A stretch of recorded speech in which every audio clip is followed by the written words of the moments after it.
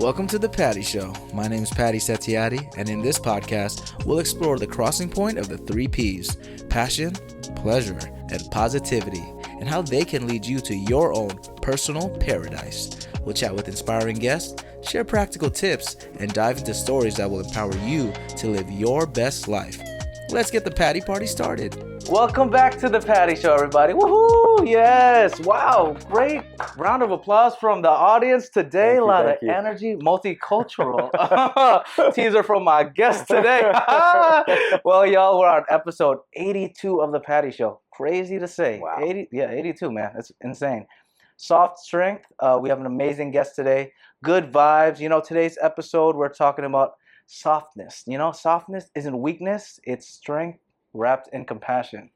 Has bars right there. Oh my goodness, I'm a rapper. Yep. But I'm not a rapper because I'm your host, Patty Settiati. You know, I have the honor of showing off multi-passionate people that I have the pleasure of connecting with that bring positivity to this world, and they share their personal paradise.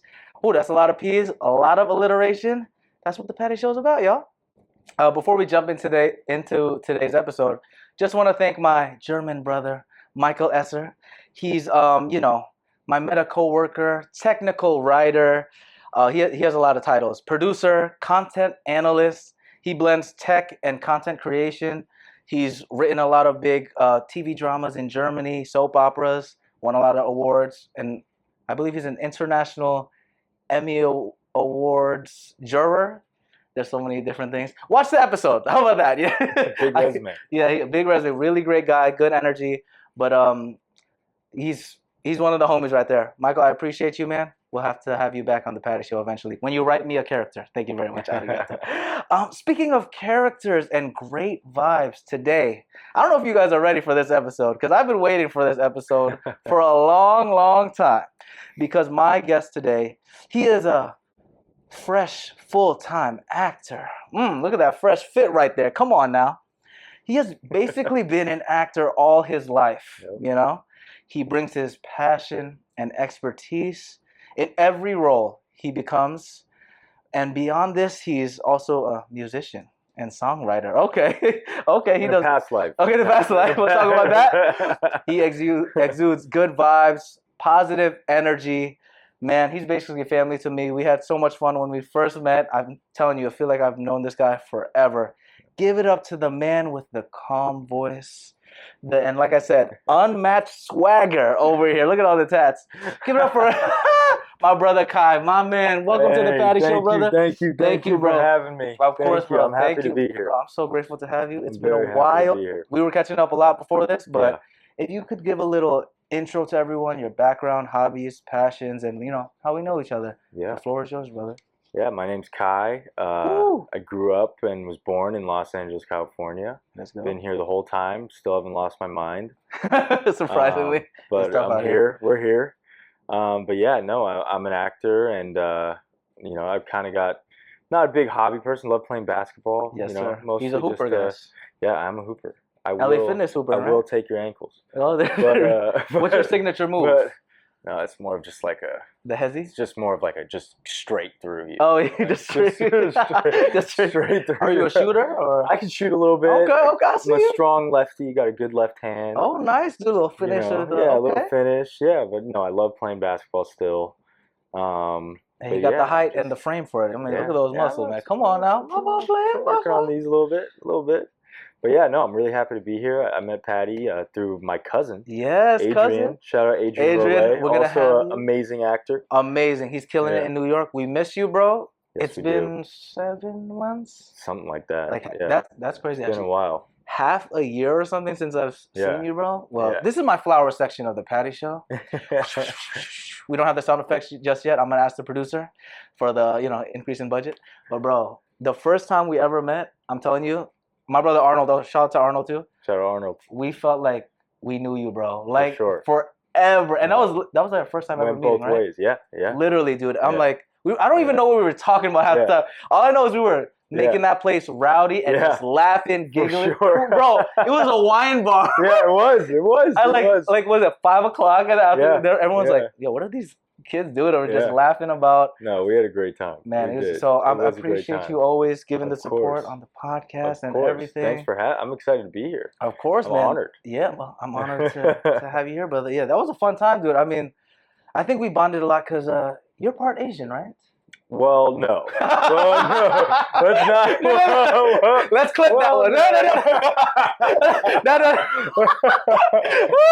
no. That's a clip right there.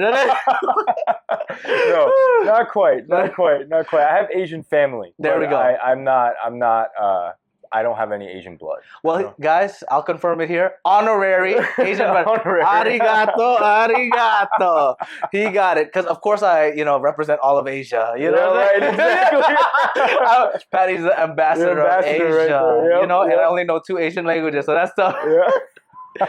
We were just goofing around about this a lot. Yeah, But, bro, because your name, too, Kai, is such a unique So name. Hawaiian name mainly. I think that's the most popular is in Hawaii. It means like ocean in Hawaii or body of water. And then I think it also is in Japanese too. Nice. But I don't know what it means in Japanese. Somebody look that up. Yeah. Arnold, I know you're in Japan watching this, Comment what it means in Comment.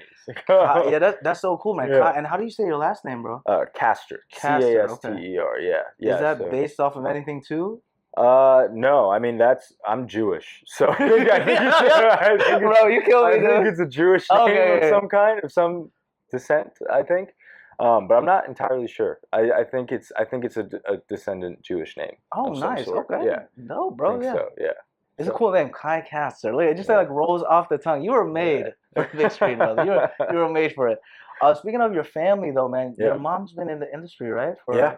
Well, shout out to mom. Shout out to mom. She works in the modeling world. Yes. She works for Elite Models, and she's a scout. So she's like head of new faces, I think is her title. Yeah. So she's killing it as always since I was a kid. So shout out moms. Shout out to all the moms out there, especially mom out there. Wow, that's amazing. Yeah. So you were basically like under her wing most of the time and just seeing how everything was operating when you were young. For sure. Huh? Yeah. I mean, I think we were in somewhat different industries. I never was a model by any means, but it was. He could be one right there. No, Come on now. God, no. I wouldn't last a day. It's a lot of pressure, man. I'm not gonna let those people. Yeah. Oh my God, I've seen it. I mean, it's models. They were pretty dang hard. I mean, that's a different industry, a whole different beast. But no, definitely. I mean, my mom definitely, laid down the groundwork for me. She was actually not really at the very, very beginning. She wasn't really wanting me to get into acting at all. I was so young. I was 7 years old. Yeah. But once she kind of let it happen, she was definitely the person that made sure I was doing it right and made sure that I wasn't, she gave me my work ethic, let's say. Yeah, I love that, man. I was on top of it. Yeah. That's awesome. I love how the family also has so much entertainment because, of course, Adrian, our boy, man, Adrian. He's gonna eventually be on the Patty Show. But when was the first time you ever met him, then, man? Oh man, I think because he's British. If you guys don't know, he's British and French. Yeah, So we're actually second cousins technically. But we met. I want to say when I was like 13 or 14, maybe a little younger. But he started coming out to LA and staying with us for the whole summer, like every year. So he was doing like internships, and he's so like his mom and dad were so good, especially when he was younger. At like getting him out into the world and awesome. Doing different things and get the experience, internships, and he was working on a set at some point. Wow. For a summer and are you guys the same age, by the way? He's a year younger than me. Okay. Yeah, he's a year younger than me. He's like right in between my brother and I believe. Gotcha. So my younger brother and me we're like 2.5 years apart, and I think he's right in between. Okay, perfect. Yeah. But yeah, no, his parents were always so great about like I think putting him into different environments. As he was growing up, like he's traveled the whole freaking world. Right? He's done everything, but he'd always come over the summers to our place and stay with us and do different things like camps and acting schools and internships and working on sets and all that stuff. So dude's a smart guy. He's done it all. Shout out to the homie out there. He's killing out there doing the live theater stuff and everything. You did start a lot of your career in on-screen stuff. Did you do any like theater stuff back then? Before? Yeah, I did. I did one play, but it didn't end up going. Like it didn't end up showing. and it was with like a lot of the cast from the show Scandal. Okay. And so they plucked was there a scandal? That's why it was kind of it was a really it was kind of like a really like sad. It was a sad play. Oh my gosh. It was like it was an LA theater. I don't remember where it was in Santa Monica. Okay. I think. And it was a bunch of really talented like big screen actors. Like one of the leads from Scandal, or two of them. I think. Yeah. And then me playing. I was a kid. I must have been like 12 or 13, and it was about this dad whose like son passed away. Okay. And he kind of started losing his mind a bit, and so he just was like envisioning his son there the whole time, but he wasn't really there. Oh my! And he didn't really know that, and so I played the son, and it was like it was a cool. You played a hallucination? Yeah, I played like a ghost essentially. That's crazy. And it was a cool idea. I liked the play a lot. I don't know what happened. I can barely remember it, to be honest with you, but I don't know what happened, but that was literally the only play I ever did or auditioned for even. And the only other one. It was all a hallucination too? Yeah, it was all hallucination. Kind of poetic. No, seriously. Yeah, that's crazy. Yeah, it was all, I think the only other time I did a play was in middle school. Okay. And it was for a school play. Yeah. And it went horrible. Like I was so bad. I'm not great with theater. It was tough, man. The live, oh my God. Yeah, it's different. It's different. So much admiration for people that do it, man. I did one live audience TV show too. And that was brutal too, and that was just as brutal. I mean, the live thing is a whole different animal. I mean, I'd be interested now as an adult maybe to get into theater eventually, but so far it's not for me yet. Yeah, it's a lot of pressure. I think I got a lot to learn before I dive into theater for sure. I've done outdoor theater a lot when around like my junior year of high school. Bro, it's one of the hardest things. It's already hot. You got people watching you. Yeah. The first one I did was at a zoo.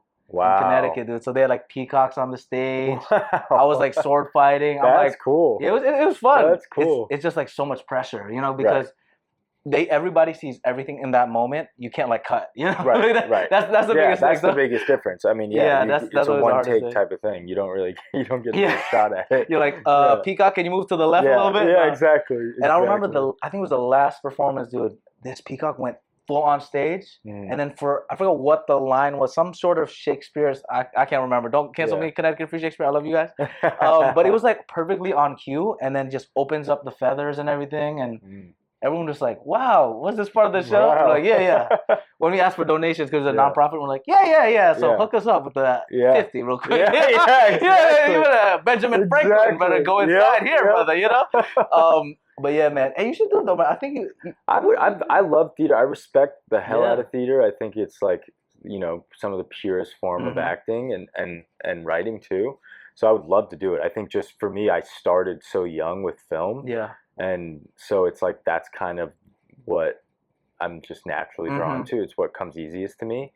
So I think if I wanted to do theater, I think I'd need to like, hide away for a year or two. I get you. Study theater for a while. Kind of like relearn some things. Yeah, exactly. Yeah. Exactly. I think I'd want to retrain myself in certain aspects of things for it, and like do my due diligence with it before I just dove into like a full-on production. No, but that's mad respect, bro, because people think, like we were talking about this earlier, how everyone thinks, acting, you just look cute on the camera, you just do this, you just do this. Right. Bro, it's a craft. It's so it is, for sure. hard, dude. People don't realize like the little angles and then like timing of the cuts and everything. Oh my goodness. For sure. Yeah. Like when I moved here like around 2 years ago, I kind of took a break from like entertainment, was kind of traveling more. Yeah. My background was more theater based, and then I'm more like presenter. That's more my kind of stuff. Yeah. But when I got back into like the short films and then some of the commercial acting, it's so different, bro. Because I did one role. I think I can talk about it actually. I played a 65-year-old retired lawyer that has news for his daughter. That's pretty big. Can't spoil that part. Wow. But so they do like the whole makeup and everything. More dramatic kind of role. And you know me, I'm goofy as hell. I'll be chopping it up. Yeah, we're already laughing too much out here. So me and my co-stars, we're just laughing in between takes, and then they're like, guys, we have to go back and do that crying scene. And you're like, bruh. Yep. Right? In my head, I'm like, how do I channel this? You just have to like flip that switch. Yeah. Be like, bruh, forget everything I just said. I'm back to my 65-year-old character that's like telling this big news. No, it's not easy at all. And that's why I think there's so many different like preparations that actors have that work for them. Like some people are method, and some people, like to just pull things from real life. Yeah. And there's so many different preparations that people do. That's why you can't really knock any of them, because it's like it's such a hard thing to do with all the distractions there are on set. Like you kind of just got to figure it out, figure out what works for you. And if it works for you, it works for you. You know what I'm saying? You know, you just got to figure it out and scramble and for real. get it done. You know, like, are you more method then? What's your kind of? I wouldn't say I'm method. No, I definitely wouldn't say I'm method. I think that for me, a lot of it is just relation. So I think what helps me the most is trying to find things that I relate to a character or a specific situation. I definitely wouldn't say that I'm like, when the camera's cut, I cut too. Yeah. And I'm not someone particularly that needs to like spend the first, you know, the hour before you go on camera like speaking in the way that you would speak. Like, you know, I get it with accents and stuff. Sometimes you have to do that to like really keep it. But for me, I've never felt like I needed that. For me, it helps mainly just to kind of have that little countdown in your head, like it's about to happen, and then something kind of just I feel like because I started so young, my what's the right word? It's like body, like muscle memory. My muscle memory, I think, has really strengthened over the years of just like when it's time, like I kind of just switch into it, and it's time. Like I don't give myself an option to not do that, you know. And I've gotten really good, I think, about just being able to kind of dive right into it, to where I think if I overdo it before the cameras are rolling, I feel like it dampers my performance and makes it less authentic for me. Gotcha. For me personally. Wow. Thanks for sharing that, man. Yeah, that's because there's so many different ways. I've seen some actors do it method, and it works for them. You know? Yeah, no, for sure. It is scary though. Some of the best actors are method. I mean, some of them are, and it just works for them. I think for me, it doesn't. I think the more I just kind of dive into it, not that I'm not preparing for it like crazy, but I think in terms of like just your daily life and talking to crew, talking to other casts, whatever beforehand, me staying as myself and then switching into character when the cameras are rolling makes it authentic to me. Absolutely. Like it stays authentic instead of over prepared, you know, which I really try to keep that, walk that line with it. And I think it's also fun too when you do that switch one, because I remember I was on set where I was Indonesian 2000 in the year 2000s Indonesian aerobics instructor, bro. So I'm like super energetic. Yeah, bro, it's crazy, bro. I'm like shaking my booty and all that. It's crazy. But my shorts were like all the way up. No way. Dude, crazy. I gotta show you the clips later, bro. That's crazy, bro.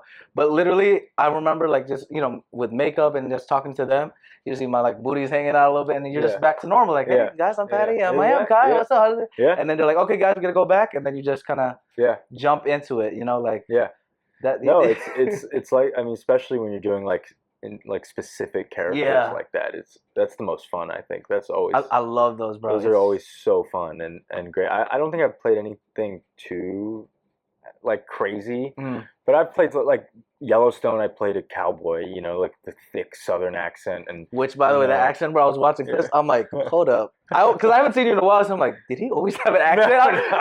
Guys, I kid you not. I was like, man, is Kai country? No, God, no. I'm like, no, wait a I'm minute. LA born and raised. That's why I was like, wait a minute. I'm like, I don't remember.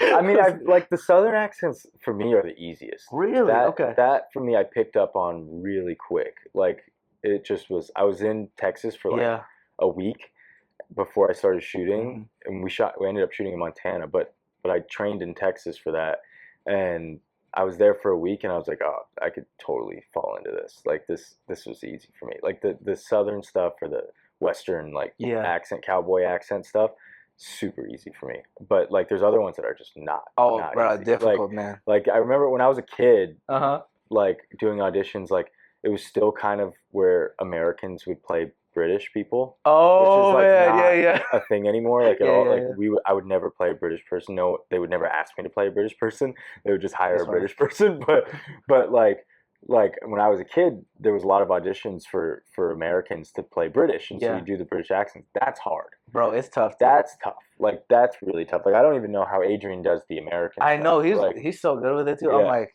it's crazy how a lot of the British actors can make like the American accent for like, different regions. I'm like, that's actually really good. They don't ask us to do that anymore. I know. They don't ask us to. We're too booty. They don't ask us to do. There's plenty of great British actors they can use. There's a plethora. There's too many. There's too many to pick, man. Too many. So we don't need to do that anymore. But when I was younger, I did it all the time. Wow, that's hilarious. He was trying to be Harry Potter. Literally. No, I was literally like all the time, like auditioning for stuff like that. That was British, and like it was just like, why?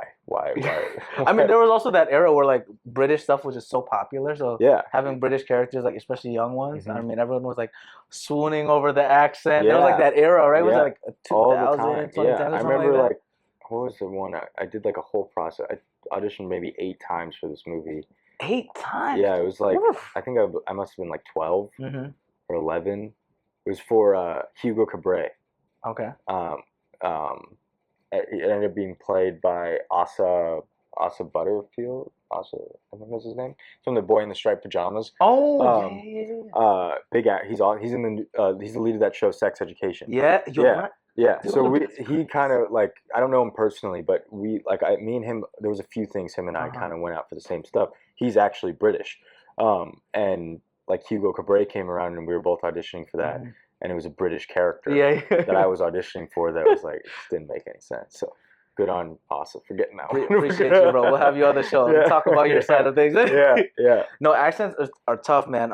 Country accent though, bro. Yeah. Do you have any tips on that? Because my country accent is stereotypical, borderline cancelable. I don't know if I want to say it right now. You can't get canceled for a southern accent. You can't get canceled for a southern accent. That would be pretty weird if you did. That's kind of wild. It's like reverse cancel. No, you can't. There's no way. But what are some tips for you when you channel that? Like, I to be honest, it's hard to give tips on that one because it kind of just, for me, like I've become really good at copying. So like, and just sponging. And so like when I was there and hearing it, like I just started saying it. Like when I would say it back, I could just hear it and I could say it. I could just repeat it. Like almost like Meisner in a way. Like if you know the Meisner method, the repetition. Okay. Right? Yeah. Like if I were you and I was doing a Southern accent, I would just find your favorite Southern friend and start playing Meisner with them, just like repetition, mimicking, saying one word at a time, and then like saying it back and forth to each other 100 times, and then switching to another word, and then just repeating it. Because you say something enough, you're gonna fall into it as long as you have the right thing to go off of. Yeah. Okay. Yeah, that's what I did. I mean, I don't have great like textbook advice for it, honestly, because I didn't do a whole lot of studying on it. I just kind of lived in it for a little bit, and it just came to, and especially being on that show where everyone has it, so it's like everything I'm watching, every actor I'm watching on the show, every actor I'm acting with on the show, they're all in character in Southern accents, so it just became kind of natural for me to do that. Yeah, absolutely. I mean, that's great advice though. Just being part of the environment and living into it. Because I mean, it's also like with languages too. When I moved to Indonesia, I believe middle school, 7th and 8th grade, my Indonesian accent, bro, terrible. Me, Arnold, everybody, because we basically just spoke like English most of the time. But we finally picked up the accent because they bullied the hell out of us. Oh no. You know what I'm saying? So we had to learn real quick. But once you're around so many of the kids and everybody, you just like you pick it up without even like intentionally drilling it, like you were saying with the accent. It just kind of like comes to you, and you're like, oh, they say it this way. Okay, then I have to say it this way, kind of. For sure. And I think there's certain scenarios with certain accents where it would definitely be helpful to get a dialect coach, which I've used before on other things. But for this one specifically, I didn't feel I needed it. Just because it wasn't supposed to be so intense. It was just slight, it wasn't like a crazy Southern accent. But like if I was doing like a Louisiana accent or something like that, like I'd use a dialect coach for that, I'd definitely use something because that's so deep and in it. So like for something that intense, I'd for sure use a dialect coach. Have them there every day on set. Just read me audiobooks. Literally, because you don't want to mess that up because those are so specific. So whereas Southern and Western and all that is very broad, kind of umbrella, so many different kinds. So you can kind of just pick one. Well, if you need an Indonesian dialect coach, I'll take it for our boys' trip to Bali. Yeah, there we go. We're gonna get it popping over there. That'll be a fun one, man. Yeah. I do want to talk about your horror movie obsession, I guess. There's a lot. Yeah. One of the first ones that I saw you in from like the list, it was the Babysitter. Yeah, Babysitter Wanted. That was my first project ever. Dude, I almost had a heart attack because I hate horror movies. I'm a big baby, bro. I'm not gonna lie to you, bro. When I was doing my research, I'm like, why does he have to? He's such a nice guy. That's my homie. Why are you doing me like this? I'm literally watching it, and I'm like, I can't watch more. I'm good. That's a gnarly one. Bro, I wasn't allowed to watch that. Isn't that crazy though? Yeah. That's what I was gonna ask you. Like, it's rated R. Yeah. And you were in it. I was like, 7. It was my first booking of anything, TV, movies, anything. I had so much fun on it. Like, it was the time of my life. I was 7 years old. I got to leave school for like a month and a half or 2 months and go film this in Mount Shasta, Oregon. Oh my goodness. And it was so cool. Like, the cast on it was like the nicest people ever. Like, just the best people. Like, just the best way to be introduced to like set life, where these people, they all just like totally parented me the whole time. And it was just so, like, that was so much fun. Like, I had just a blast on it. It was gory as hell, but my God, it was good. Dude, how did they I guess maneuver having a kid on set? And did you know everything was kind of off, that like, you know, there's blood? Yeah, they were the directors were really good at explaining everything to me before every take. Gotcha. Like, okay. Hey, look, this blood right here, and they'd let me taste it, and it was syrup. You know, it was like raspberry syrup. Okay. Which is what they use for a lot. It's like a mixture. It's like it's super sticky. Yeah. But they'd let me like taste it, see it's fake blood. You know, it's like, not whatever. real. And they explained it all to me. Yeah. But I was a devious little kid, and like, I would totally be. When I was 7 years old, I was super method. Let's just say. Okay. Like, I was a 7 years old, super method actor. And there was a bunch of scenes, like, there's one scene in the movie, you could clip it here, I'm sure, at some point, like, where the evil guy that's, like, bald and he's got the veins all over his face and stuff, he, like, lifts me into the air, and he's, like, squeezing me and, like, trying to basically, like, kill me. Yeah. And because I'm method, I, like, held my breath the whole time. Oh, my God. And I turned purple in the tape. Bruh. And the directors literally stormed this guy, and I had padding on and everything, and like, I was totally fine. Yeah. And like, but I turned purple, like completely purple. Because I really just like held my breath and like pushed all the blood to my head. Was happening to you. And like, I just went for it and turned totally purple. Oh my God. And I'm sure you could clip this scene. Yeah. But these directors stormed into that and tackled the actor, thinking that he was really hurting me. Oh my God. And it was horrible. Like, my mom felt so bad.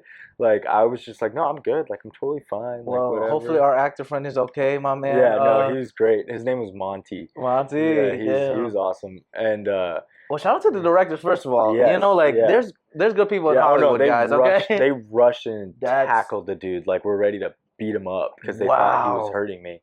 And they were great, but that was hilarious. I mean, like, I did so many crazy things on that. Dude, that's actually oh my God, that's scary, bro. If I was a director, I'd be like, yeah, this is wild. Yeah, like, no, that was wild. I mean, there were so many things. Like, I had like a toy gun all the time. I was always, like, the whole movie I was dressed like a cowboy. Yeah. Because I just like to wear my Halloween costume or whatever, and I had like a little toy gun, and I kept on taking the orange piece off of it. Oh. So that it looked like a real gun. And every time they're like, "Where'd the orange piece go on the gun?" Because it's supposed to be a toy gun. Yeah. And I was like, "Oh, I took it off. It doesn't look real." Like, I tell them every time, like, it doesn't look real. So I took off the orange piece every time, and I'd hide it. So that I was just like, I'm just trying to help. I'm just trying to make it look more realistic. He's like, I appreciate you. But this is my vision, okay? Yeah, okay, Mr. 7-year-old guy, okay? Man, 7-year-old with a 70-year-old cinematic brain, okay? Yeah, I really thought I was on it. Like, dude, that's hilarious, dude. Well, that's crazy, man. That's just a testament to your passion at such a young age, and the fact that you remember that stuff, bro. Oh yeah, I could never forget it. I remember so much of that vividly. Like, how I just had so much fun. Like, it was so, that was really like the intro to me to like falling in love with acting. I'm sure that got you hooked, and that's why you're here now, right? Yeah, exactly. It got me hooked completely. I mean, at that age, almost 20 years after. Yeah, right. Yeah, almost 20 years. Yeah, like 19 and a half years. Like, it's been like that, like being on set and how like how loving and fun it was, and I mean, just having the cast that was just so great, and they were all really, you know, talented working actors. Like, you know, they didn't have to, you know, talk to me or be nice to me, and they all were so nice and great. And yeah, no, I mean, that couldn't have been a better first project to work on. I love that, man. Yeah, you did a lot of other horror ones. I saw a little bit of Children of the Corn. Yeah. Oh God, man! I'm telling you, man, you got me working extra hard, man. I tell you, horror, I always get scared. That one's scary. That's a remake of the original, like the classic Children of the Corn, which was like a huge movie. What is the premise of that exactly, bro? For people that don't know. I mean, again, another one I wasn't allowed to watch as a kid. But it's these like killer kids. Like there are these killer kids in this farm town, I guess, and it's like they're just crazy. Like they're just like you did so well in the first one that you know freaking kids like that are just killing people and doing satanic stuff. Like they're doing like my character was really messed up. I don't know if you saw that, but like I mean I think I kill my mother, and then I take her hair and her clothes and like her makeup and I like what's it called? What's that new show with Charlie Hunnam? I forget the name of it. The serial killer, Leatherface. Yeah, Leatherface. Yeah. Like I do that to my mom and wear her like clothes. Okay, who wrote this? Like, because we need to talk. Because not good. Yeah, that's not good. Wow. When did you end up watching it then? If you weren't like allowed to watch it when you were young? Not until I was like 17. Yeah, that must be like trippy watching it from that. I think I watched Babysitter Wanted a little earlier. Okay. Like I think maybe when I was like 14 or 15, my parents finally let me like show it to some of my friends. Yeah. Ooh. Yeah, like and like do that whole thing. But yeah. But yeah, it took a while. Like it took a long time. Yeah. For the horror genre, when you got casted, did you know that was something that you kind of liked being in, or? I mean, to be honest with you, like no, like I had no intentions of booking horror films. I was into sci-fi and like I love Star Wars. Yeah, like, I was that kind of kid, but it happened like 4 times when I was a kid that I just did coincidence horror films and like I did this one like zombie film too when I was younger. It was like an independent film, but like I still ended up doing a lot of scary stuff as a kid, and I've just continued kind of to do every once in a while. I'll do a horror movie. Now I don't do it as much anymore. I just did one I have one coming out this year, but I also did one. I just filmed one more recently that's also coming out next year. Yes. So the horror never leaves. It's still around. It's still around. It's not my only stuff anymore, but it's definitely still very prominent in my career for sure. Wow. Do you get scared watching them, bro? No, my girlfriend is like a horror freak. Like it's all she likes to watch. So I've been... Shout out to her, by the way. All her costumes and everything. Y'all, by the way, those costumes for Halloween, y'all outdid y'all. She goes all out. Oh my goodness. Yeah, she goes. She loves it. So, like I was saying, like since we started dating, I've been completely desensitized. Like we watch one like at least 3 times a week. That's bro. Cause I'm telling you, bro. I hate clowns, bro. That's my biggest thing, bro. Like it, bro. Pennywise. Yeah. I used to, Ronald McDonald. McDonald. There was a McDonald's in New York that had him as the like actual clown. Like it looked like him. Right. I had a birthday party in New York. Me and my cousins, my brother Arnold was there. I think he might remember. I was like 3 or 4. Yeah. Comes with the cake, the guy, and I hide under the table. I am crying, my brother. Dude, I am like, get me out of here. And then the next birthday, it's either mine or Arnold's birthday. Yeah. Chuck E. Cheese, bro. Oh my! Any mascot thing? I was like, hell no. You seen Terrifier yet? Bro, don't talk, bro. I got goosebumps. I watched that one time, bro, with all my friends for like a Secret Santa for some reason. Oh man, that first one was crazy. Yeah. I'm like, this is too much for me. I hate clowns already. It's nasty. You got to pull up a little screen grab here of Nat's Terrifier costume this year. Oh, I did see it, and that's why I was like, I'm gonna have to keep scrolling. You got to show her without it side by side. It was with the costume, because that was just like nobody recognized her. She looked insane. How did she do that, by the way? Do you know? So the show she's on right now, her makeup artist on the show was the makeup artist for the Terrifier. Wow. And so he sent her all the prosthetics for Halloween, and she just glued them onto her face. Oh my God. Yeah. So the director of the Terrifier sent her all the stuff, and she just did it like legit. Like she looks exactly like, it's so freaky. Like, I have so much appreciation for like makeup and prosthetics. Yeah. It's crazy how realistic it can, like these artists can make actors look. Like you're like, no, they're amazing. They're amazing. Like they're true artists. I mean, the stuff they're able to do is just ridiculous. Like ridiculous. Yeah. Shout out to that. Nat, you're gonna be on the podcast eventually. Yeah.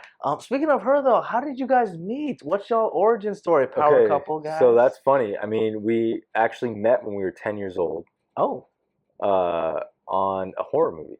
There we go. A horror was movie it the together. corn one? No, it was it was called Mockingbird. Okay. It was the director he was the director and writer from The Strangers. Okay. Brian Bertino. And we met there when we were like 10. Grew up as like friends. Our families were friends and stuff.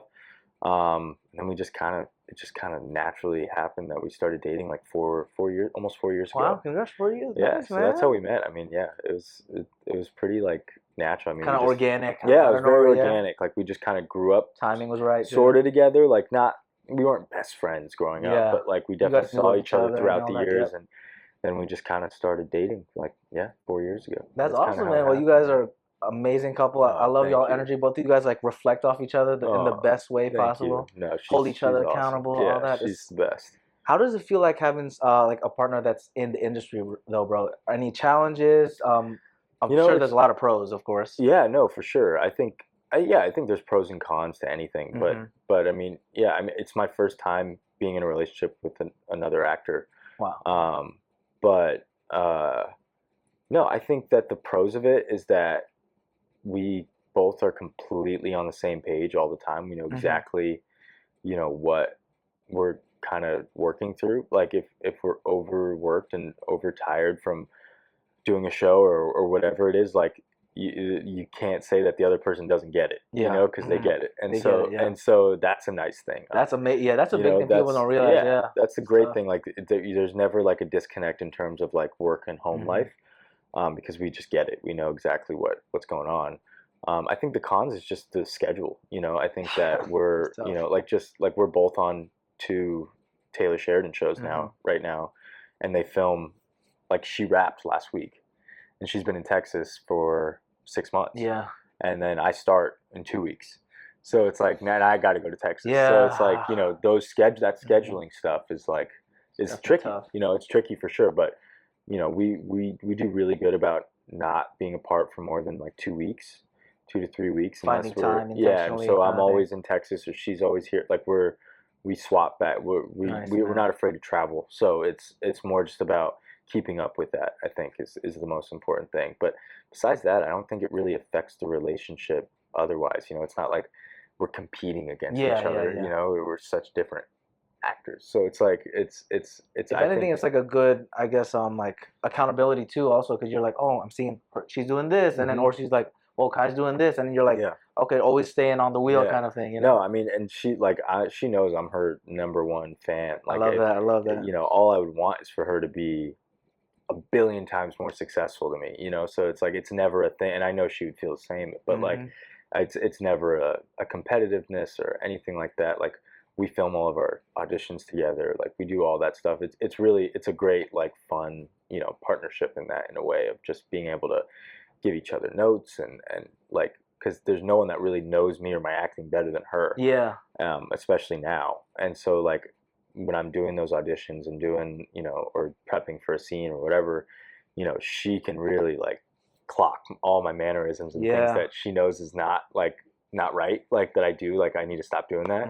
She'll catch them right away that I won't catch, and vice versa. So there's definitely more pros than cons. I mean, that's super helpful, bro. Like you mentioned, like clocking the little details too, because we're, as humans, we're just so used to doing, how we talk and how we move.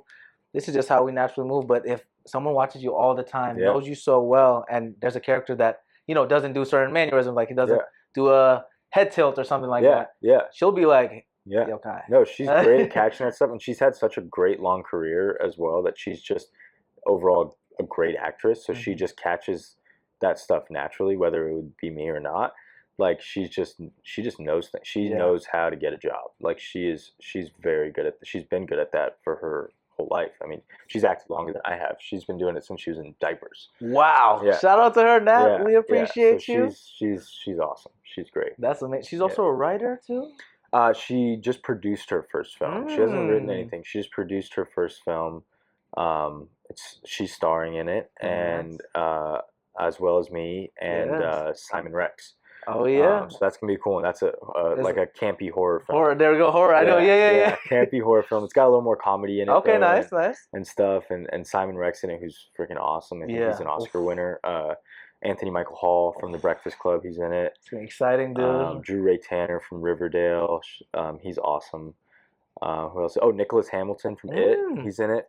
And who else is there? I mean, we have Sydney Park. Wow. Who's in the new the new Scary Movie. Yeah,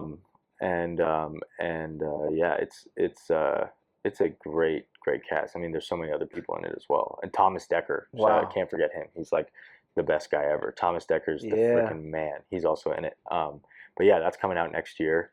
That's gonna be really good. It's called Halloween Store. Halloween Store. Okay, everyone check that out eventually. Yeah, I'll try to watch it. In the daytime, bro. Yeah. No, that one's not too scary. Okay. It's a little more campy. It's got more comedy. No, I promise. Chuck E. Cheese not gonna. No, Chuck E. Cheese. No Chuck E. Cheese. No Ronald McDonald. No, that one I think is more your speed. Okay. I can rock with it. It's got more like fun, campy horror, like got it. Scary movie vibes. Okay, I do love scary movie, man. The comedies of it, bro. There's definitely some more comedy in it. That comedy stuff kills me, bro. Like the movies, like White Chicks, bro. Is one of that's that's one of my. That's like. It's why we connected, bro. Our humor is similar, bro. That's the best movie. There's literally nothing better than White Chicks. Bro, that's the best movie. That is so hilarious, bro. Like the humor. Hopefully it can come back. Don't get canceled, please. No, Scary Movie's coming though. I know. Get ready for that. I've heard about some of the scenes in that, and it's gonna go crazy. And it's funny. Like it's really funny. The Wayans, man, they're just on another level, man. That family, hilarious. like having that it's so cool because they have like that support group kind of thing, and they're just like what is it? Like 8 of them? There's something crazy amount, bro. And they've been doing this for like decades. Yep. So that's gonna be a fun one, man. Yeah. When you were acting with Nat, for example, bro, how was it? How was the dynamic like, man? That was awesome. That was our first time doing it since we were 10, so we didn't even remember. What it was like. The first day was tough. Like we were looking at, we would like look at each other and just giggle. Like we had to break that wall down a little bit because it was really weird at first. Like it was very we had never done that before. So the first day I think was a little bit like, oh my god, this is weird. It's super weird. But after that, we had like a month-long shoot. So like after that, it was like we were good. Yeah. We were great. She killed it. Like it's gonna be a good film. I'm excited for that, man. I gotta ease into the horror genre again. Yeah. No, this one's not bad. You're gonna be fine. Okay. I trust you. You're my brother. You'll be fine. I trust you, brother. Yeah. So you also did a lot of TV stuff, right? Growing up as well. CSI. I saw a little bit of the scenes. Kind of sad. You were like a little kid that like gets abused or something. Yeah. I played. My God, if I remember this name, I'd be impressed with myself. I have the name here. Let's see if you get it. Is it Declan? You're crazy. You're crazy. Is it? How? Bro, first of all, you're so good at memorizing all names. Dude. You saw all the names he said? I'm like, bro, I forget my siblings' names. I got 5, bro. I'm like, Arnold, I forget. I think you're really, damn, dude. Declan, right? Yeah, bro. Yeah, I remember that. No, that was a fun one for me. I remember that one well because that was the first time I got to shoot a fake gun. Not the toy gun from the. Not the toy gun. Yeah. It was the first time I really had a fake gun. But yes, you're correct. I was abused, and so was my mother. And I ended up. I mean, this was 10 years old, so I'm going to spoil it. But I ended up killing my father, and my mom tried to take it, but it looked like the whole episode looked like my mother killed him. Yeah. Because she was taking the fall for me, and then the big reveal at the end was that I killed him. That's how they do it with those CSI kind of things. Yeah. It's always like, that was a ton of fun. I got to work with Ted Danson on that, and he was amazing. Really talented dude, and everyone again was super nice, like super nice. I love that, man. The whole series, bro, like CSI, like what's it called, Law and Order, all those like that kind of criminal dramas, bro. They really get you hooked, man. I'm telling you, because they're like. I grew up on it. My grandma and I used to like watch Law and Order till we just fell asleep. Like she would watch it every night. Yeah. And then I'd wake up in bed at like 4 in the morning and hear the and it'd just wake me up at 3 in the morning, just like in a hot sweat. I'm like, what did I do? What did I do? Yep, exactly. Nah, bro, those series, man, sometimes they're like the writing, I'm like, this is real. A lot of it's like inspired on. Yeah, a lot of it is. I'm sure most of it is, honestly. I mean, obviously it's dramatized. Yeah, of course it adds some extra. It's definitely like it's based off real stuff. Yeah. Damn, man, that's crazy, man. CSI right here, man. Yeah, what a throwback. That's crazy, man. You were also in American Horror Story, man. Yeah. A warlock, huh? With some, I mean, with all the tats right here, got the magic over here. I didn't have them yet, but not yet at the time. Yeah. No, I did that when I was 19.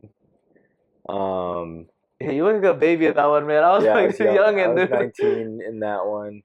Got to work with Billy Porter. Yeah. Awesome. Again, a really, really nice person. I got to meet Kathy Bates on that. She was amazing. She ran lines with me. Wow. Just a sweet, sweet person. But yeah, no, that was a ton of fun. Like that was something that was kind of my first time playing around with CGI and stuff. You know, with the spells and the orb and stuff and like all of that. And like, how do you make that really look believable without it being like tacky? You know, like. Yeah, I mean, for us, I remember they had a fake orb.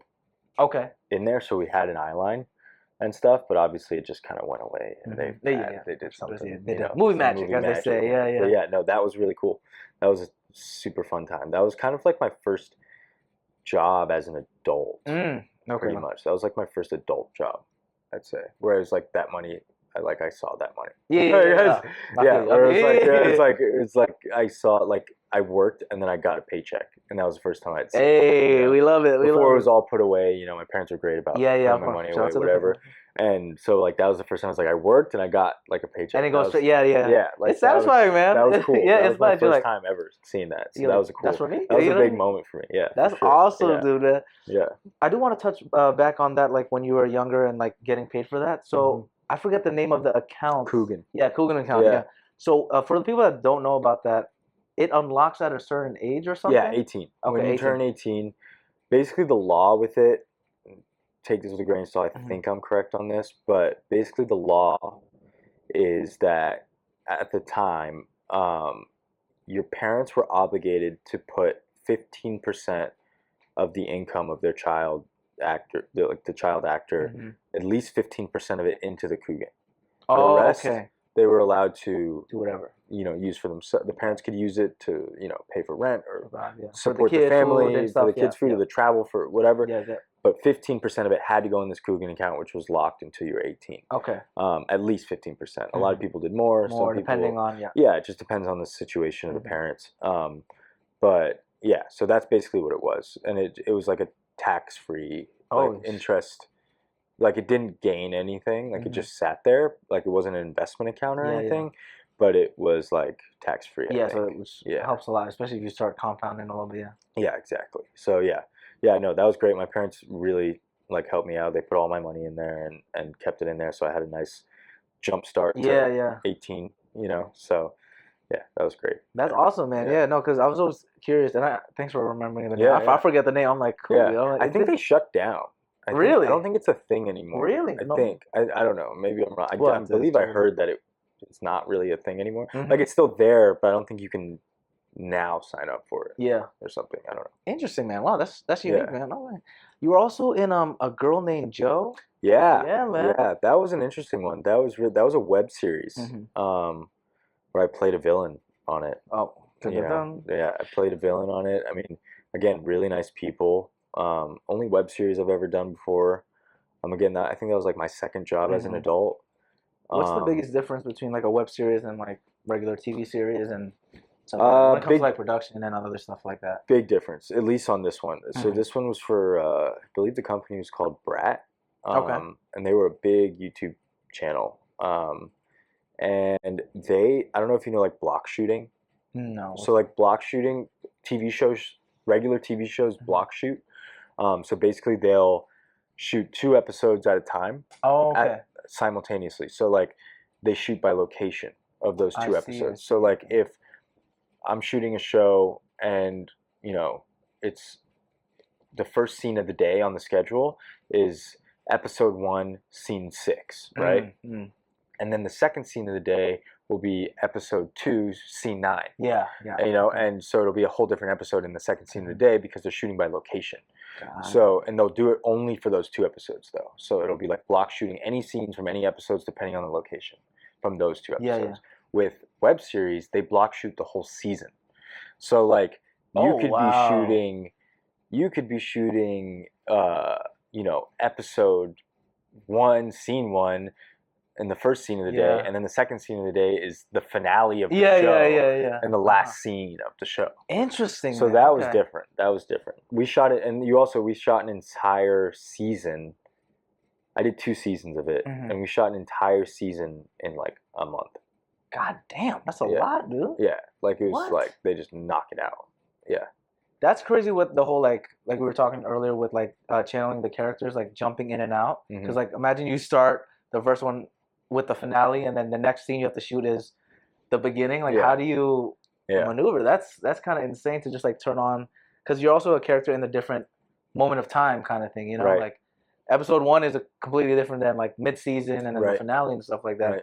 How did you, I guess, manage that, man? Because I feel like that's a lot of moving pieces. Yeah, no, it was. I mean, they were pretty good. Like, I don't think I had to shoot any of my, because I had a big switch of character. Like, my character was like the really nice guy that like everyone loved, but it turns out he's like secretly like this crazy serial killer that like like kidnaps a kid and like kills somebody, and like, like it was a whole switch where I was like the Joker kind of at the end. Oh man. And so luckily I kind of did all the nice stuff first, and I got most of that out of the way. And then once it kind of switched over, that's just how it kind of worked out based off location. It worked out well that way. So I didn't really have to like switch back and forth all too much. It was like, I think I did like 2 weeks of nice guy and then 2 weeks of bad guy. Nice. Yeah. So it was a little bit easier, because going back and forth, I mean, that's tough getting that switch. Yeah. Sure. That would be hard, like midway through the day, like just doing that. Yeah, but, just, oh my God. Yeah, I didn't really have to do that. Yeah, that's kind of crazy, man. Yeah. Short films, man. Short films. I've done a bunch. Tony, yeah. Yeah. George, Cap. Yeah, George Clooney and Grant Heslov. Awesome film.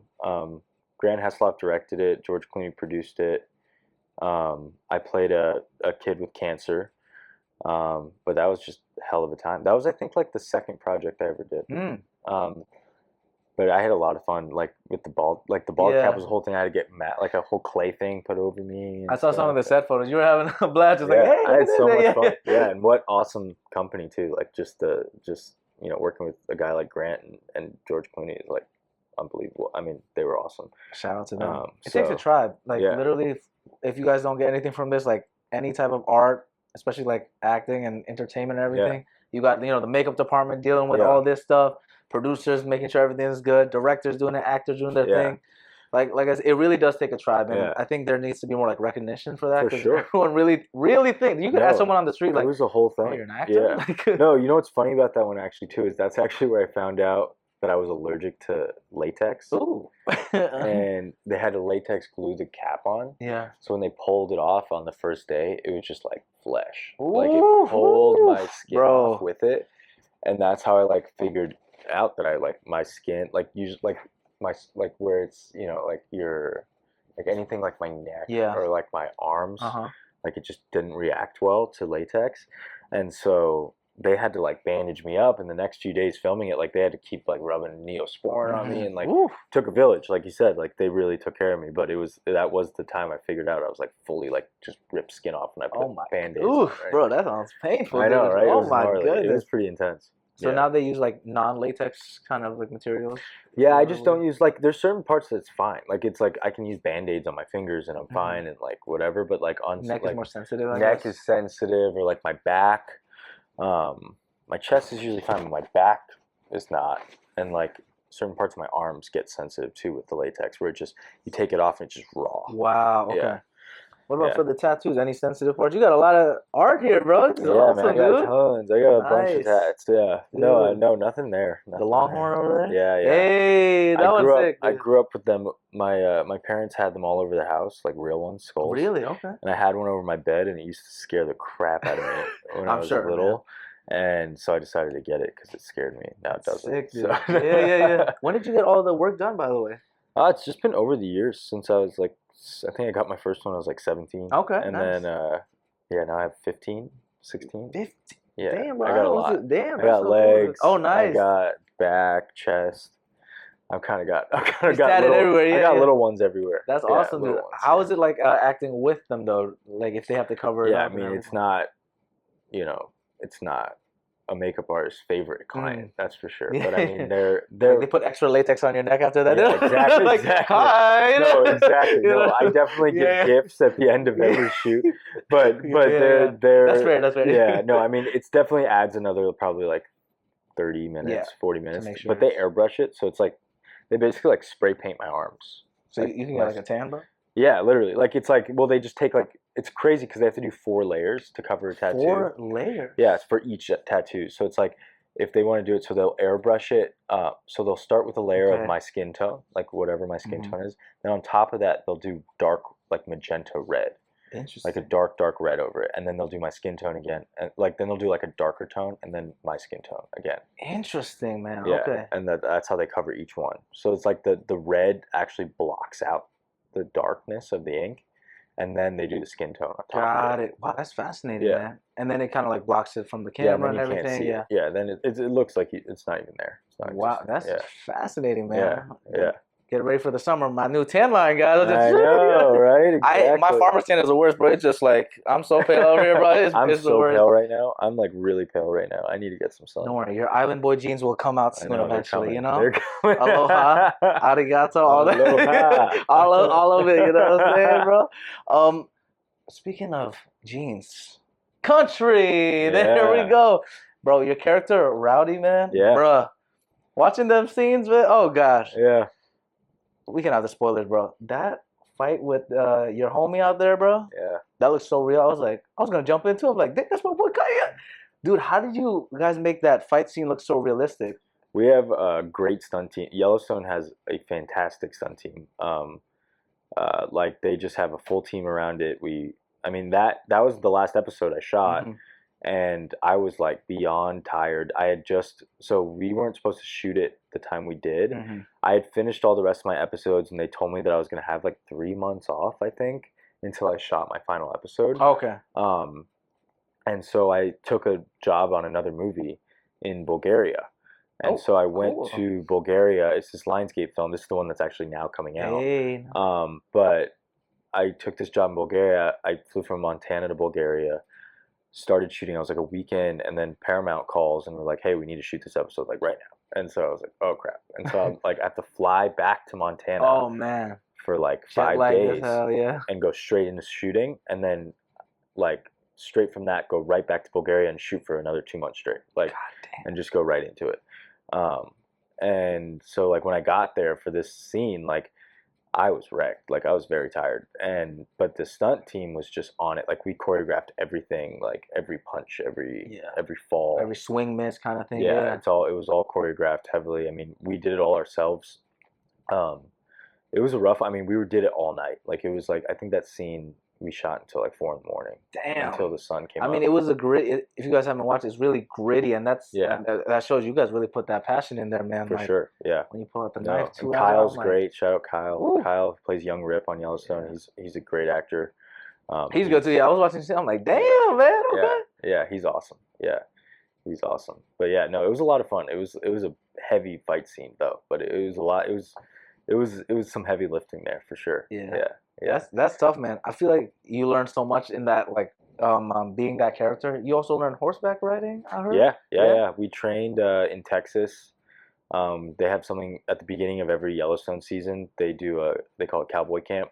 And Cowboy Camp. All the cast goes to Taylor Sheridan's ranch and trains for a week on horseback with him. Wow. And he kind of gives you pointers and tips and helps you pick out your horse for the season.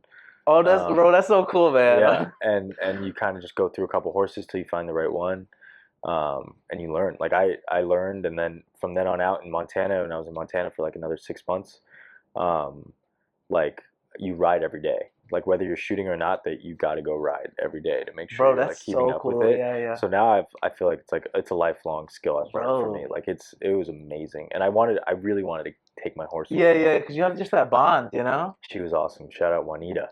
Wow, dude. Yeah, she was amazing. But yeah, no, she's great. But I see you just retiring in the ranch eventually, you know? Yeah. With your electric pickup truck, you know what I mean? There we go. Bro, now it all makes sense now. I'm like, bro, this is... Bro, horseback riding is fun. I haven't done it since I was in Puerto Rico, and I wasn't actually horseback riding. It was just like the horse was just smart enough to follow everybody. Yeah. So I'm just kind of just like, yay, I love it. Yep. But that connection, like with such a majestic like animal like that, is man. I mean, I'm sure you got really close with Juanita. You said Juanita. Juanita, shout out Juanita. Nay. Yeah, she's the girl. She's my homegirl. That's amazing, man. Wow. She's amazing. Yes, it was a lot of fun. It was a lot of fun. Is it a little painful though out here because like you're in like awkward positions with like oh my god, jeans, my like, first week chafing? Yeah. Yeah, dude. Blood. Ooh, man. Blood where the sun don't shine. Oh, like, man. Like, it was my first, like, 8-9 days. Brutal. Like, brutal. I had to take, like, Epsom salt baths and, like, try to get it off. And, like, it was... I was having a rough time. But it's, like, it was also because I was the only newbie. Oh, my God. All the rest of the cast, this was their 5th cowboy camp. They've done 5 seasons. Yeah. So, it's, like, I was the only ones really hurting. They were all used to it. They were calloused. Yeah. They were ready to go. Oh, that's the thing. It's the calluses, huh? Yeah, they were ready to go. So it was a learning curve. But after, that first week, I really started to pick it up pretty well. Yeah. Damn, man. We got to get a horse out here in L.A. Yeah. If that's allowed. I don't think it... They got him in, like, Santa Clarita. Okay. We might pay a visit over there. Yeah. It's fun. I can't imagine with the jeans, bro. That's what I'm thinking, like...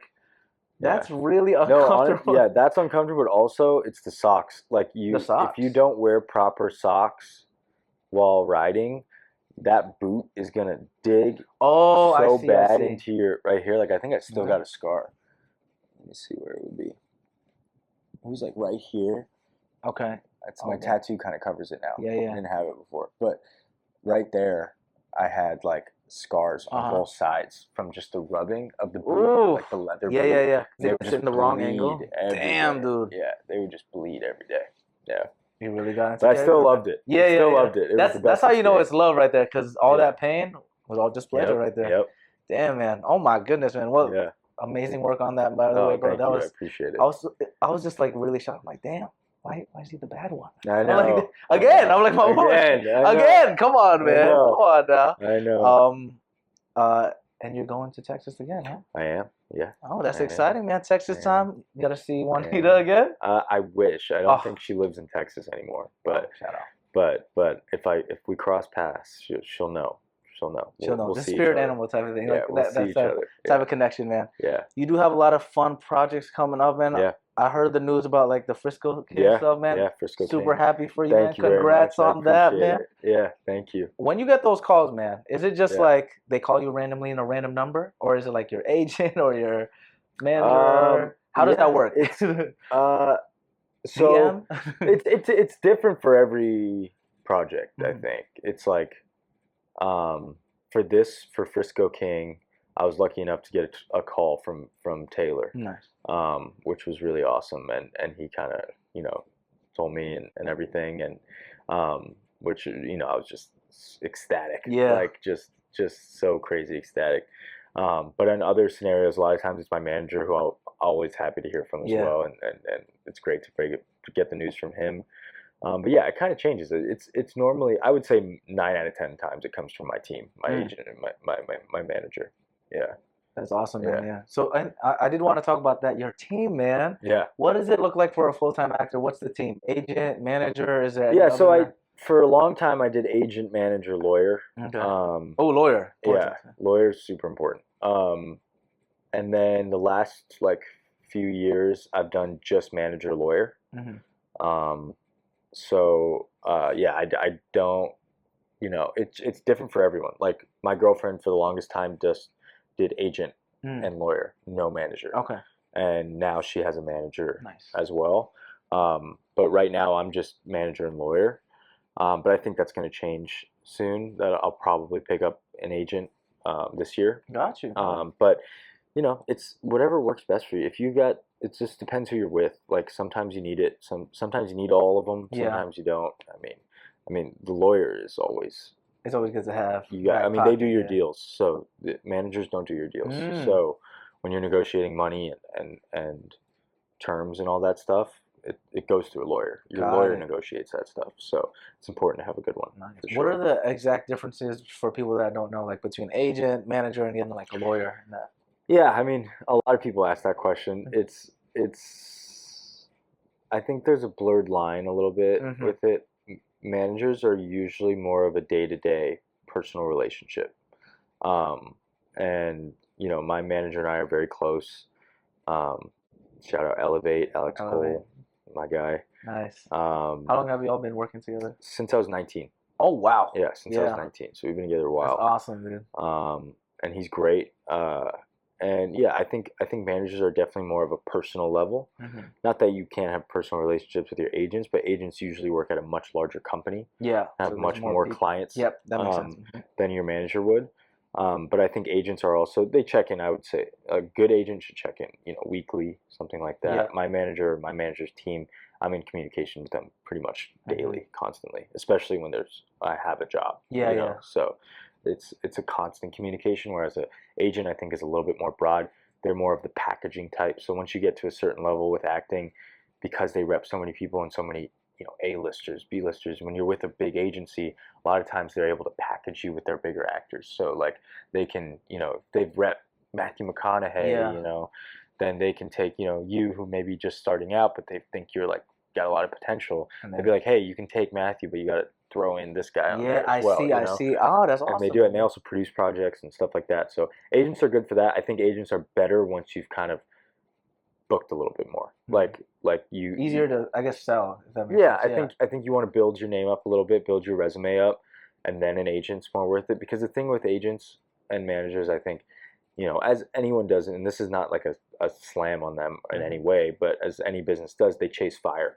So when you're hot, they'll work harder and they'll work more consistently. When you're not, you know, it might start out where they're pushing you a lot for stuff, but if you're not making money right away, you know, you're not going to be hearing the phone ring all too often. And it just makes sense. Like you said, it's all business, man. It's like, business, yeah. It's not business. Like they hate you or anything. No, you know? It's not. I'm sure they still believe in you and everything like that, but it's like, you know, they got families to feed, they got money to make. So it's I think keeping your team as small as possible until it's necessary is my way to do it. I love that, man. I love that. Hollywood. Yeah. Hollywood King over here, super humble, like I said. Humble, but got all those big muscles, though, player. Hold up, man. We're getting there. Yeah, man. Tell me that fitness routine. This guy's been killing it at the gym. I love seeing all the fitness content and everything. Yeah. Tell me about that fitness routine, lifestyle stuff, and everything, bro. No, I mean, obviously, it's a lot of, you know, I'm a new lifting type of guy. I've not always been into that. Like, I'm a very new lifter. Been just trying to stay consistent with that, like 5 days a week. Nice, dude. Even if it's like 30 minutes, 40 minutes a day. I love that. You know, that's my type of workout. It's just like a quick 30, 40 minute workout, like, and just be done with it. Yeah. And that's worked best for me. I think that's what's made me stay consistent. Is not forcing myself to do a 2 hour lift. Those grueling ones, you know? Bro. Oh my god. Yeah, like if I do that, I'm gonna fall off the wagon so fast. And so just doing those like very consistent 30, 40 minute workouts, mixed with some sort of cardio, you know, 3 to 4 times a week. Like for me, it's a lot of times basketball or you know, some sort of. I love like hot yoga. Bro, I do a lot of hot yoga. Hot yoga though, bro. Yeah. It's I do like weighted hot yoga, which is really good. Bro, like, that's tough. I love it. It's like sometimes I do that rather than cardio, like a HIIT your style. Heart rate goes. Yeah, your heart rate's getting up just like cardio. Dude, even like the hot yoga yin classes, like where you're just stretching in one position. Yeah. My hips, bro. I'm like, God damn, dude. No, it's intense. Like I'm sore as hell afterwards. I know, dude. I'm like, what? Yeah. So those are like my main workouts, and then like diet wise, like I eat whatever I want, on occasion. But like I try to keep my like general normal diet pretty keto. Meat and vegetables is kind of like my go-to on a daily basis, and then but if I want to eat something, I will. Yeah. Depends on the shoot though. Sometimes we gotta lean out, get those. Yeah, that's true. That's salt. I think we were talking about it before. You know, get the salt out. You know. Yeah, no, that's true. Yeah, for sure. But then also I'm a big lover of peptides. You know, so I love. There's a bunch of peptides that I really like, but there's a lot. There's so many. I think there's like 16 or 17 peptides right now that do completely different things. So I love peptides for whatever you're looking for. That's helped me a lot, you know, whether it's needing to, you know, slim down a little bit or build up a little bit or just kind of find a balance with both. Like there's peptides for everything. No, for real. It's like, again, I'm not recommending anybody to take them. Obviously they're not FDA approved or anything like that. But just from your own experience. But from my own research experience. My own research experience, they've been extremely beneficial to me in a lot of ways. Yeah. Or like my levels in general since being on them, like cholesterol's down, like awesome. all that stuff is just way better from it. So research wise, I think I love that, bro. It's a good thing to research. And also I'm glad you pointed out also like the internal stuff, because especially when it comes to like fitness, bro, like people don't talk about that. They're like, look good, especially in Hollywood. You know, you gotta look like you're 6% body fat and with so much lean mass, but you also have to remember you could be like that, but you could die in 2 years because your heart does not know how to function. You know, for sure. Your cholesterol's too high and all that. Yeah. I mean, I tell my clients all the time, like, yeah, it's good to have a goal to chase like what body you want to have, but also you got to remember you're living in that body like 24/7, you know, all the time. So you also have to make sure you feel good inside too. Right. And like you mentioned the whole cardio stuff. I've been playing more soccer with Arnold now and stuff, and it just feels so much better. Just like using one of the most important muscles, your heart, to just do something hard like running around, and it's honestly easier cardio than just straight running. Shout out to the ones that did the marathon. I don't know how y'all did it. No, could never. We're not gonna be there.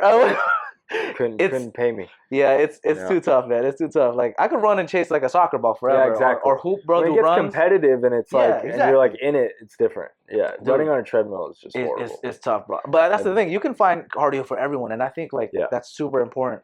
Basketball is a really fun one because you just do runs back and forth. Exactly. And I'm sure you've had those days where you played like maybe 5 games in a row. Oh, at least. And I used to play it all day. Like 7 hours, like just there. You know. Isn't that crazy, bro? And you don't even think about it. There's no way I can do 7 hours of cardio straight. Like y'all tripping. Yeah. You don't even think about it though. It's like when it gets competitive, it's you switch. And and you get that like flow stage. You're like making jump shots coming in.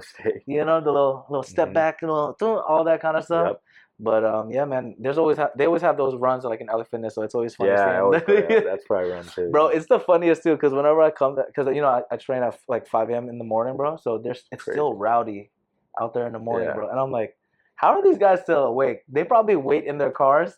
I don't get. I've been doing like I have a trainer in West Covina, and shout out Pirate King, and we do like 4:30.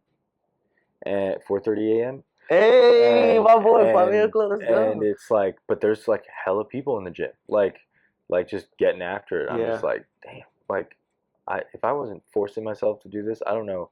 Like some of them aren't doing it with a trainer. Yeah. You know? Like if I didn't have my trainer, I'm not going at 4:30 in the morning. It's tough, like, man. No way. I don't know how you do it. Like I wouldn't. I would just be like, okay, I'll go at 10. 10 p.m. Yeah. No one's waiting for me. But I mean, that's why like. Little plug for, you know, Patty Statiati Fitness. Follow me on Instagram, TikTok, all that stuff. A lot of it is accountability. We know all this stuff in fitness. Like, knowledge is out there already. AI can literally give you the best meal plan, workout, but the main thing is execution. Like, that's the biggest thing for a lot of things, too. Like, even with acting, too. You could have the best coaches, the best support. Everything's online. Like I said, libraries, you can find it, too, if you want. But if you don't, like, execute and do it consistently, there's not going to be anything that happens, you know? So that's the number one thing, accountability, man. Right. It is crazy, though. You're right. There's those people, man. Like, I remember when I first started, like, 1.5 years ago over there, this one guy, I've seen him every day. I think he's there more than me, to be honest. I even joke. I'm like, bro, are you in the mattress in the back sleeping? And he's like, how'd you know? He's like that. And he's a guy that also hoops all the time. Yeah. Comes with a different outfit every day, good energy. Like, he always calls me living legend. My boy Chad, shout out to you, brother. I'll have you on the podcast. But some people are just on another level, man. So respect to you guys. Y'all grinding out there. Who hurt you? That's the, exactly. That's the real thing, man. Exactly. A lot of pain, you know. Speaking of pain, man, music. Yeah. Let's talk about no more parties, man. Yeah. No, music was a interesting time. Like it I've never really been much of a musician, but COVID hit and my roommate at the time was a music producer. Wow. Okay. So we were just holed up in Park La Brea, just like making tunes. Like if I'm being completely honest with you, just to lay it flat out there, these songs have zero meaning. Like they have I appreciate no meaning. Like before we even get into it, like, these songs were written as if like they're not AI, but like it was us like writing down words that sounded cool. Oh, like, heard you. Like it was we were in COVID. I wasn't working. You know, like I hadn't acted in a while, and like we were just like, let's make music. And I need a creative outlet. Yeah, a creative outlet, and we did it. It was a lot of fun. but yeah, man, those songs didn't have any meaning to them, like at all. Like they were just straight up like, how are we gonna make a good song? Like let's try to make a find the good best song. trigger words that Exactly. Hey Yeah. man, it was kind of the No More Parties was kind of a vibe though. It's like the alternate pop kind of thing. Yeah. That No, my the producer on that, his name's Shigeki. He's Japanese. He is. Arigato gozaimasu. Japanese. He's Japanese. One of my best friends. Nice. And yeah, he's an amazing producer. So the sounds were awesome. He did all the production on that. I didn't know you could sing like that too, bro. Yeah, he did. I didn't either, man.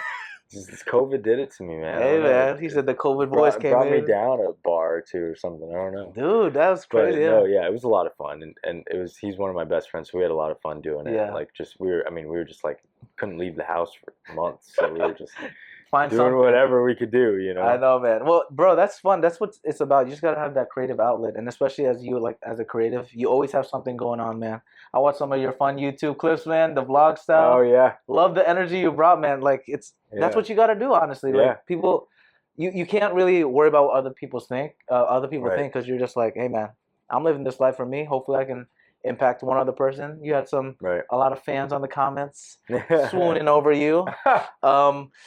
Random Girl 792 and you know, like literally there's like random guys, you gotta check it out. There's like random names. Yeah, you gotta see it. I forgot which video. Yeah. It's like, wow, you're so handsome. Like I'm like, oh, okay. Oh, God, I haven't even seen that. I forgot which video. I'll show you later, bro. Yeah, like, you gotta show me. Yeah, it's like some random like you know the usernames on YouTube. They're like anime lover 792 or something. You know, you know, something like that. Yeah. But yeah, man, shout out to your creativity. You keep doing it. You're killing it, man. Let's talk about our talking points. We kind of went all over the place. A lot of passion today. Our first talking point on redefining our strength. How does softness expand your passion instead of shrinking it? I think that's a good question. I mean, I think that in life in general, I think we have to go at life with a certain degree of softness in general, not in any specific way. Yeah. I think how we interact with each other. And I think that a big misconception in life sometimes is that you need to be 100% bought into a thick skin, which I think to a degree is true. And I think that you do need a thick skin to propel yourself the way you need to in the world, in whatever you're doing. But at the same time, I think that in the way that we interact with each other and with ourselves, it's important to have a degree of softness. That I think that being tough is great. You should be tough. You should have experiences will make you tough, no matter what. Life is going to make you tough. You're going to go through things that are going to make you tough. But you can be tough while never losing that softness that I think everyone's born with. I think everyone's born with a softness to them, and the toughness is learned. Yeah. You know, and that's learned through hardship and mistakes and whatnot. So I think as long as it kind of circles into the fact of staying true to yourself. Yeah. You know, it all kind of comes back to that.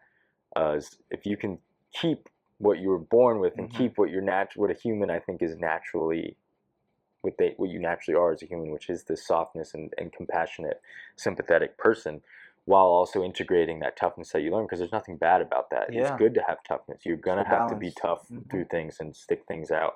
And if you're able to keep those intertwined, I think that's the best way to go about anything in general. Yeah, the softness and like that pureness that you're talking about, like that pure energy. Like I said, man, like when we started this, the pure energy you've given me from the beginning, bro. Like it's all love, man. And like you were talking about with you and Nat and y'all relationship together when it comes to acting, like you have that so much admiration for her, and that goes back to the whole pure softness, like no ill will, like you want her to do 20 million times, for sure. Like reach to the stars kind of thing, you know. And that's that softness that I feel like is hard for people to see nowadays, because there's always like clickbait stuff, or it's like big debates of X, Y, and Z or whatever it is. So it's a nice reminder to have like people like you doing great things, bro. Still having that like humble nature. I'm more flowers to you again, bro. Me and Arnold always talk about you, man, because like you always brought that warmth, and like we appreciate the energy you brought in. I'm just grateful to have you, man. I appreciate you, bro. I'm super honored to be here, man. You got a great show. I've gotten to see a lot of the episodes, and they're really good. And you bring up really great questions, especially this talking point section is really well thought out. And it's not something a lot of podcasters do. I've been on a few, and like it's I really like this segment of it. I think you should run with it because it's a really cool twist that separates your podcast. I think a bit. Bro, I appreciate this is my boy right here. No, I'll pay you later, brother. We'll cut that. The second talking point, my man, on pleasure. Okay, resting without guilt. Yeah. How do you remind yourself that rest is also productive? Yeah, I mean it's pretty straightforward. My first thought of it is how straightforward that is that resting is okay. Like resting is needed, like just in a basic sense of the question. It is needed. Like you need to rest. You need to do that, or you won't be doing what you're doing at your full potential. But in a deeper sense, in a more like a more abstract sense, I guess you could say.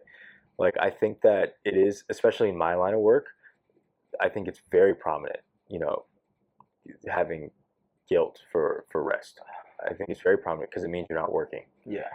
And so like it's a very hard thing that I struggled with for a long time of having those gaps, and those gaps can be really grueling on your mental health when they're actually perfect times to rest, to recharge, to relearn your craft, to hone your craft. But I mean, I think that for me, resting can mean so many different things. Resting doesn't have to mean sleeping. Resting doesn't have to mean going on vacation or sitting on a beach for a week. Like it doesn't, that's not necessarily resting. So resting really is your mind, and so maybe your mind is tired of what you've been doing, right? So if I've been acting on a show for 9 months straight, and I have 3 months off, I might, usually when I do a shoot that long, yes, I will go on a vacation afterwards and relax for a week. But then the other 2 months or 3 months in between that, I don't want to be resting the whole time. But resting could also mean doing something different, finding a new thing. Like I own a food industry business. I own a food truck in Las Vegas. Nice, and so like that to me was resting in between my last 2 projects. Like I started this business. It was a lot of freaking work. Like it was like food truck business, ton of work, but it still felt mentally resting to me because I wasn't just doing that same thing. Yeah. And I had a moment to break away from acting so that I could really like let that passion rest. Yeah. And so that now that I'm going back into it, I feel very rested and ready to go, like just with a fire. And I don't think, so I think resting can mean a lot of things. There's and I think, and I think that the biggest one to me is mental. And if you're doing something for a long time, or even if you're not working on set yet, but you're auditioning like crazy, and you've done, 3,000 auditions this year, and you're just like, and there might not be hitting yet, but like, you still feel like you need a break, and you feel bad. Like, why should I need a break? But I haven't booked one yet. Wow. But like, you did though. You did the work. You've done the work. The rest of that is not in your control. And sometimes it's okay to take, a couple weeks stepping away from that, even if it means not just sitting on the couch all day, but maybe going and trying something else. Maybe go bartend, for a couple months. Do something different. Sometimes that's all the rest you need. You just need to like remove yourself from whatever's stressing you out, or whatever's weighing you down, or whatever you've just been hyper focused on, even if it was a positive experience. That's my 2 cents on it. Like I think resting, I think you just got to figure out what the right type of rest is for you at that time. Dude, I love that you mentioned like kind of removing yourself a little bit from it, because then you come back loving it even more, kind of thing. Even like, for example, in the gym, when you take like a deload week and you're just like doing less volume or not even working out, you come back like, damn, I gotta go crazy on these bicep curls now. You know what I'm saying? I gotta go crazy on this. So it's like, it's such a beautiful thing to actually take some time away from it. And the food truck thing, I didn't know about it actually, man. What's the name of the food truck, bro? Yeah, it's Chicky Chicky Bang Bang Bowl. Chicky Bang Bang Bowl. Yeah, chicken and rice bowls. That's a cool name. Japanese inspired? Not really. It's like, well, so the flavors are, it's a corporation, so it's not the original corporation is called Acme Chicken. I just rebranded my specific truck, but we use their product and food. And the flavors are spicy voodoo, Okay. drunken chicken, sweet bourbon chicken, and honey sriracha. Wow. Okay, that's a pretty mix, like a little southern with like Southeast Asian. Yeah, it's like a little bit of both, and those are only 4 of the flavors. Those are the 4 flavors we sell. Yeah. Or the 6. I say 4 or 6. I think it's 4. No, 6. 6 flavors we sell. But they have like 12 of them to choose from. But my truck specifically sells. Wow, 6. that's cool, bro. That industry is tough, bro. The food truck industry. I had one of my good friends. Shout out my boy Andrew. He's part of this food truck that does like Italian food. Oh, cool. Italian food with personality. I believe that's their slogan. I forgot. Yeah. Paisani, something like that. Nice. But yeah, their main things like these sandwiches, bro, so good. Whenever you're in Boston, bro, they're so delicious. Shout out to them, man. Yeah. And they just started. What was the slogan you said? It's like food with personality. Oh, nice. Yeah, something cute. Like they're the homies. All of them. I just made our we don't have a slogan, but we have like on the truck. I had it wrapped. And like on the bottom of it, it says like, you know how like trucks will have like reviews on their truck, like wrapped on the truck, like Yelp 5-star, whatever. Blah, blah, blah, but like mine is like best chicken bowl of all time, and then it's like dash my mom.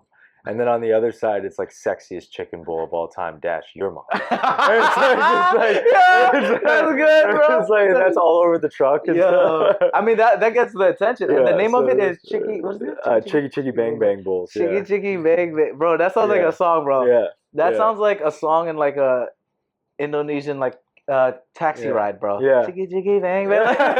So when you go to Bali, boys trip, bachelor's party. Yeah, there we go. Oh, teaser for what's to come, man. Yeah, a couple years. Couple years. I was trying to get him out of it. Couple years. Well, we can do a pre-game bachelor's party. Just let me know. We can just do a bachelor party whenever. Just for fun. Yeah. That's right. You know. Yeah. I just need to fall in love, guys. You know. Find me at Patty Setiani. Stop playing. We're gonna find you one. We're gonna find you. You're the realest one. I love this one right here. Our final talking point, man. Positivity. What a positive time we've been having, man. Great way to wrap it up. Grace over grind.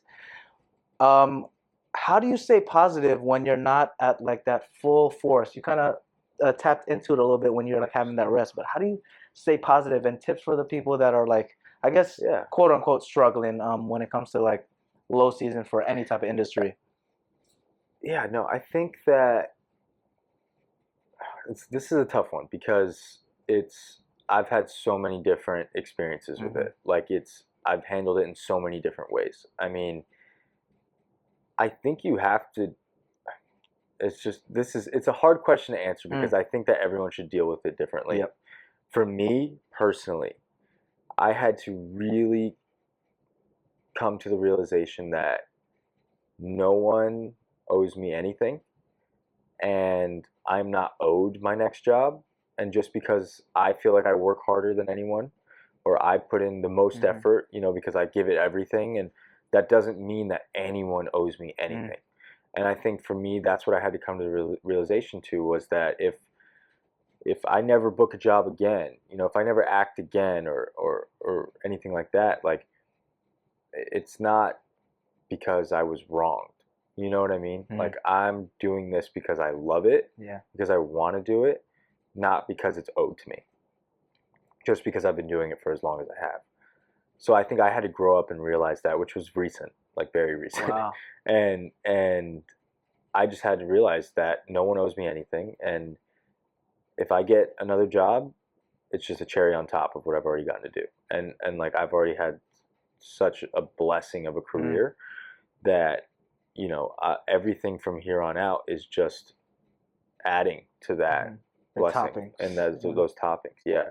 And so I think that's what I had to come to the realization to. It was so much like wasting my time of just, what am I doing wrong? What am I doing? What do I need to do different? Like, what is this? Like, who's screwing me over? Like, which casting director doesn't like me? Like whatever. What did I do? To the point where it's just like, no, nobody owes me anything. There's like 1,000 other effing people, like doing the same thing as me, auditioning for the same role as me, that deserve it just as much as I do. And so that to me was how I was able to just turn it positive, because there's nothing to lose at that point. At first it was just, I have everything to lose. It's being taken from me because I'm not getting it. But that's just totally backwards way of thinking. It's like, no, I have everything in front of me, and I have the opportunity to take it.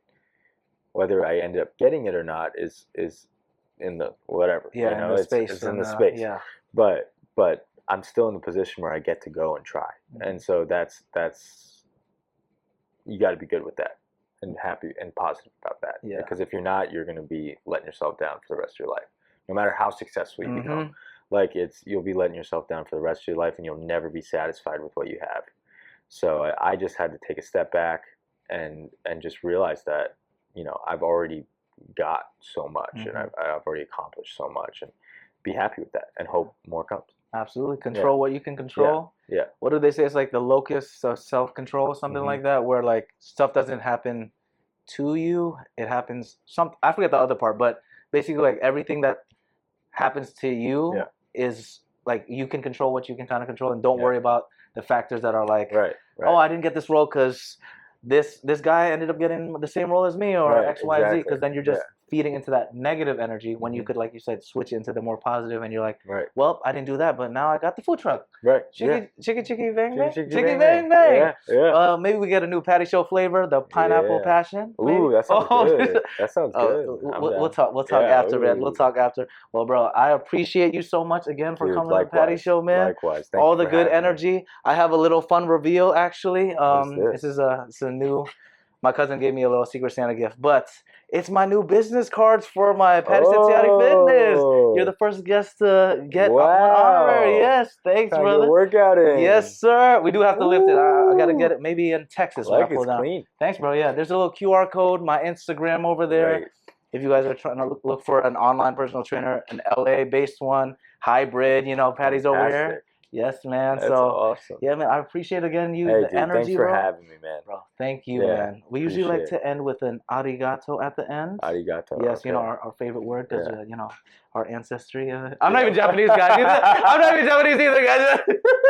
But anything you want to say to the people out there? Any like future stuff that you want to tease, or like words of wisdom again? You said a lot of gems, bro. Honestly, amazing stuff. Thank you. I appreciate it. But anything else to wrap up? Keep tuning in, guys. Yeah, this is the show right here. Oh, man, this is my boy. Keep tuning in, and I'll be back. Yeah, absolutely. Absolutely. You know what I'm saying? All right, bro. On 3, we'll do arigato. Okay, ready? Right. 1, 2, 3. Arigato. Thank you, everybody. Thank you. Thanks for joining me on this episode of The Patty Show. I hope you had as much fun as I did exploring the crossing point of the 3 Ps: passion, pleasure, and positivity. If you want to keep the Patty Party going, follow us on Instagram, TikTok, YouTube, and all social platforms at Patty Show Podcast. Share this episode and leave a positive review. PattySatsiati.com/podcast, as well as PattyShow.podbean.com have got more of your Patty Show needs. In the meantime, keep passionately pursuing your personal paradise. Arigato.